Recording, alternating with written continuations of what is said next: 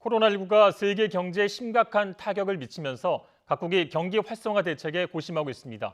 일본 정부가 침체된 소비를 살리기 위해서 국민에게 식비와 여행비 일부를 지원하는 방안을 검토하고 있습니다. 현지 연결합니다. 도쿄 이경아 특파원. 네, 도쿄입니다. 네, 일본 정부가 검토하고 있는 대책, 구체적으로 어떻게 한다는 겁니까?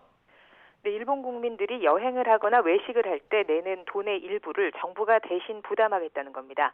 예를 들어 10,000원짜리 식사를 할 경우 정부가 20%를 지원한다고 하면 개인은 8,000원만 내고 나라가 2,000원을 내는 방식입니다.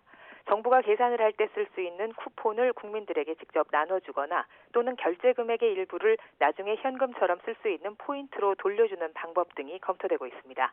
니혼게이자이 신문은 정부가 이런 방안을 검토하게 된 배경으로 코로나19 확산으로 타격이 특히 심각한 관광업 그리고 음식업계를 지원하기 위한 것이라고 전했는데요.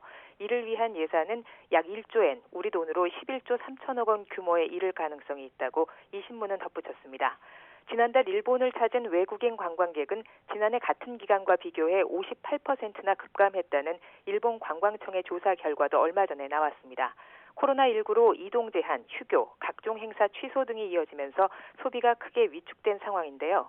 이 문제를 풀지 않으면 경기 하강을 피하기 어렵다는 위기의식이 일본 정부 내에서 나오고 있기 때문에 이런 대책을 검토 중인 것으로 풀이됩니다.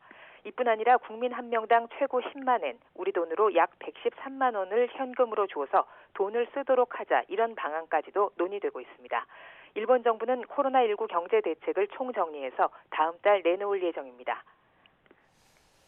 네, 그렇군요. 또 지난 2012년 노벨 의학상을 받은 일본 교수가 코로나19와의 싸움이 길어질 것이라는 입장을 밝혔다는데 이 내용도 전해주시죠. 네, 지난 2012년 유도 만능 줄기세포를 개발해 노벨 의학 생리학상을 받은 일본 교토대 야마나카 시냐 교수가 홈페이지를 개설했습니다.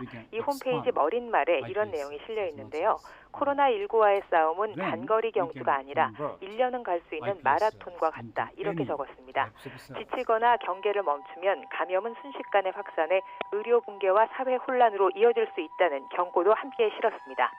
야마나카 교수는 코로나19와 관련한 정보와 논문, 보도 등을 이 웹사이트에 계속 업데이트하겠다고 밝혔는데요.